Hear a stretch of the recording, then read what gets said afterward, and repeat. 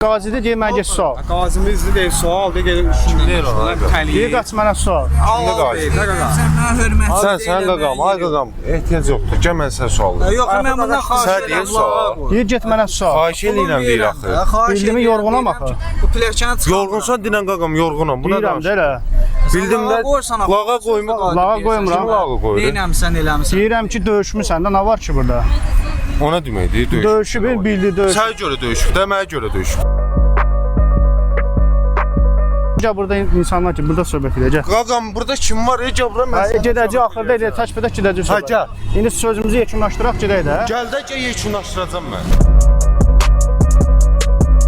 Döyüşüb də, indi başa düşdüm. Döyüşüb Allah kömək olsun. La qardaş, sən buna borclusan. Sən bunun üçün almalısan, mənim üçün yox. Su istəyir, xahiş eləyirsən, almırsan, yorğunsan, Allah köməyin olsun. Dinən yorğunam. İndi bunların birini al, ikisini al. Allah köməyin olsun. Mən 5-ini də alıram. Get, Allah köməyin olsun. Hamısını alarıq. Kimə nə ehtiyac varsa əlimizdən gələn qədər eləyərik. Mən də olsam, mən də vuruşardım. Mənim yaşım çatmıyıb baba. Neçə yaşın var ki? 19 yaşım var.